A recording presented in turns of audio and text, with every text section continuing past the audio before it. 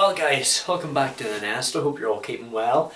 Hope you're all enjoying these 1973 reviews. I do know that the views have been down a wee bit, but I'll overcome it.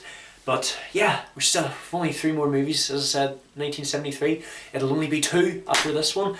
In tonight's reaction, we are coming back to. That's right, James Bond. The name of this James Bond movie is called Live and Let Die, and they did ask Sean Connery to come back for this movie, but he's like, hell no, I'm not coming back. He was trapped, as I said in the on Her Majesty's Secret Service one. He's like, I'm doing one more, but I'm not coming back after this. The producer should have known that. And this time they've replaced him with an actor named Roger Moore. I gotta say, you do instantly get used to a new Bond. I do remember that in the last time they had an actor take over. I just got on with it. I'm used to it now, even though it's only been one film. But I do admit, I do think that he's more posh than Sean Connery's Bond, because how Sean Connery's Bond had a slight twinge of a Scottish accent, where this one is a bit more upper class. Yes, then, how can I be of assistance, if that makes sense? I love how in this one, M and Miss Moneypenny don't have their actors replaced. It's still the same, like Lois Maxwell and Bernard Lee. I don't know. But yeah, it already starts off brutal. Like, say there's a funeral out in the street and someone is about to get, like, there's a parade playing and there's a coffin. Whose funeral is it? Yours. And they collect it, and everyone starts to party, and there's a big voodoo ritual with snakes used to kill the victims, and then the main titles start. This time the theme song is sung by Paul McCartney and his band Wings. Live and let die, do, live and let die. I gotta say, I really enjoyed the theme song. It was such a big build up for what's about to come in this movie. But yeah, first time we see James Bond, he's already got a woman with him. Well, a woman's already with him.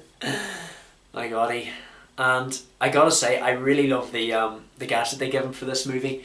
It's a watch that can be used as a magnet, and he already uses it for romance, so he does. But he is sent over to America. It's not New York. It's Louisiana. No, it's somewhere in America. I forget the place, where he meets up with Felix Leiter again, and Leiter knows Bond very well.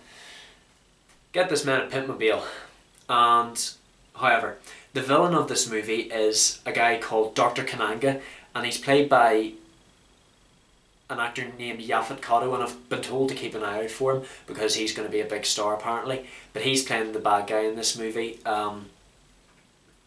And he's just as complex as all the other villains you see. Like, he has a hideout in a voodoo shop, and he has taxi drivers as minions. And he I'm gonna need to get my phone out for this again. But he has minions. One of them is a guy named Teehee, who has like a prosthetic hook for a hand. I'd say that can take your finger clean off. And he has a girl working for him named Solitaire, who can tell the future by playing cards. I thought I talked enough about these games in the last reaction to The Sting. I don't get poker or gin rummy or any of those cards. But turns out it can tell the future, and Bond already takes a liking towards her. I'd say you and I'd be together. Look, us, you and me.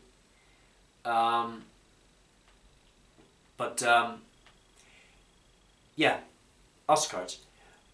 On the Caribbean island of San Monique, because apparently that's where Kananga originates from. He also calls himself Mr. Big. That's where he originates from, and that's where he's owning his headquarters. But he rents a room on that island in San Monique, but Mrs. Bond seems to have taken over, and there's a snake waiting for him.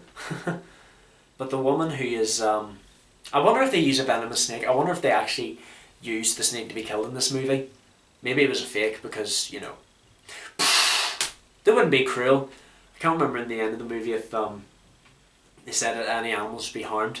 like I said, I'm already getting used to Roger Moore's James Bond, even though it's only been one movie. Like, he's no Sean Connery, but I'm taking a liking to him. But this woman who is Mrs. Bond actually turns out to be Rosie Carver. She's been hired to protect James Bond. Well, she's actually working for Dr. Kananga because she takes him deep into the jungle, even though Kananga's headquarters are way up in the forest where he's growing these poppies. I thought you said that he lived up in the hills. I'm not that good at a posh accent, even though I'm an actor.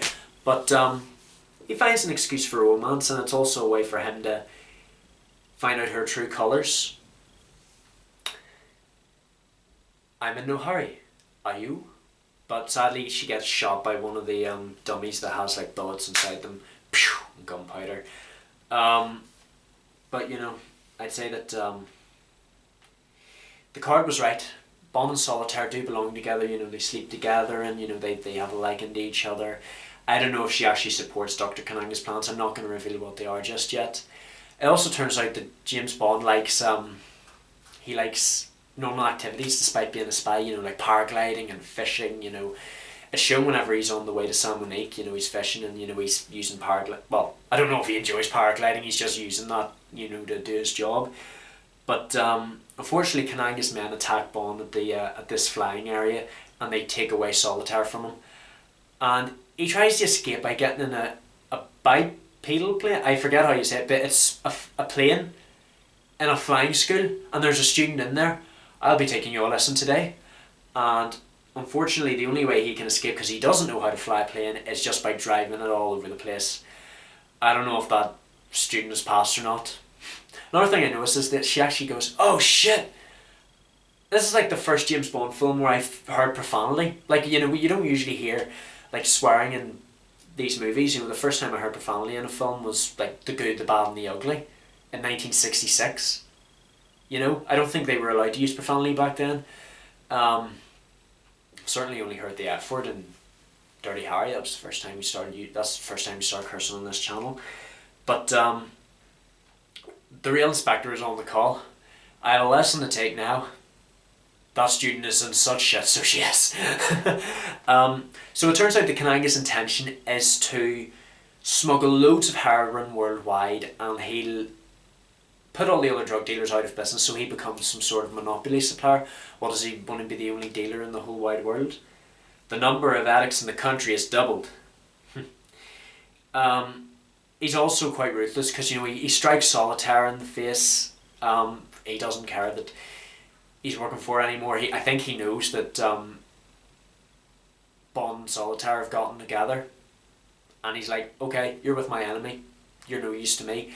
And he also has a farm full of crocodiles and alligators.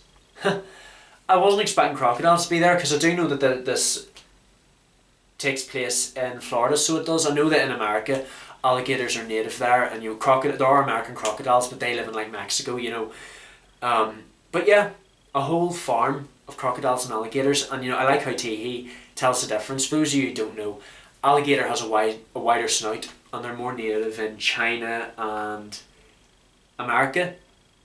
Crocodiles have a thinner snout. They can live in like Africa, Asia,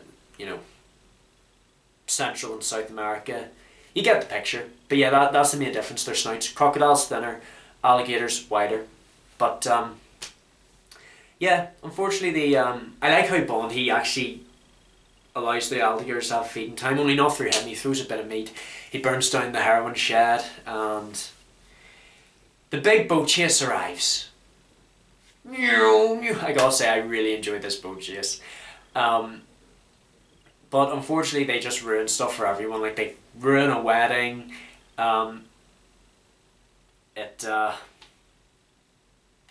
The police duty to a wedding, it just gets spoiled. They steal a boat from a civilian's backyard, and it ends with one of Kananga's minions crashing into a massive ship, and then BOOM! Unfortunately, Solitaire is the next victim in the rituals, and they're going to place her inside a coffin full of deadly snakes. The land is I think it's the farm that is exploded. All the poppies there are grown, and boom, the executioner's knocked into a coffin that's full of the snakes. Can you just imagine, like, dozens of venomous snakes biting all over you. You wouldn't even need. They wouldn't even need to wait to kill you. The venom would just kill you instantly. Oh, my hat. I can't be doing this without my hat. I do love the underground lair. You know, it has an underground monorail and everything. And finally, Bond uses his watch for proper use. Now, he cuts the bindings and he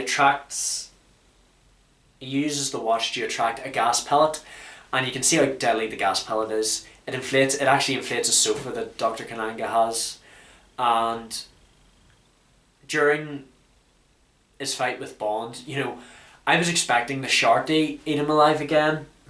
I remember in You Only Live Twice in Blofeld's Lair, one of the minions was killed and he fell into the piranhas and nom nom nom nom nom nom nom nom nom. But unfortunately the sharks were of no use in this film. I don't know what kind they were. Doesn't really matter anyway. And he actually force feeds Kananga the gas pellet. He gets what he deserves. He blows up. Can't believe blood didn't go everywhere. But as Bond says, he always did have a inflated opinion of himself. I don't know if I said this before, but I love how Roger Moore's Bond still has the same humour as Sean Connery. Like, he makes a lot of puns every time he kills a villain. And unlike on Her Majesty's Secret Service, you know, there's no breaking the fourth wall to assure people that this is still the same universe. I wonder if they're aware if it's a different James Bond. I don't know how many James Bonds are. It probably still is the same James Bond, but as I said, I don't know if I've said this before, but the series is set in a floating timeline, so it is. However, Teehee is caught up with them on the train. He does his best to kill Bond. Nice to see you again, Mr. Bond. And he gets his prosthetic arm disabled. He gets chucked out the window, and hopefully he's not come back from that. But the thing I'm not happy is the guy who was taking part in the rituals has survived the snakes. I don't know if those snakes are venomous or not, because he's clearly still alive laughing.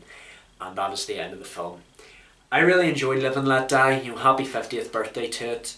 And it already teases the next film. The end of this James Bond movie, he will return in The Man with the Golden Gun. Now, I don't know when this reaction is going to be. It'll probably be... I'll have to check the set list of the next few years, but, you know, you guys will be informed. But let's just say, not just with James Bond, I'm absolutely addicted to all these movies, guys. Like, there's no stopping me watching them. You know, I just love putting my thoughts out on here. You know, I just love reacting to them. They're so much fun. They give me something to do during the night. And, you know, I'm just a really big fan of James Bond. This is one of the most brutal ways you've seen a James Bond villain die. You know, they get force-fed a gas pellet. Boom! Dead. Yeah. Dr. Kananga got what he deserved. But thank you so much for watching, you guys. Do keep subscribing to the channel. Tell all your friends about it. Share, favourite, comment what you would like to see next. I shall see you guys in the next video, which will probably be tomorrow night. You guys don't know what it is yet, but we've only got 2 more movies to do of 1973, and then we're on to the next year. Thank you so much for watching, guys. Just live and let die. And I shall see you in the next video. Love you all to death.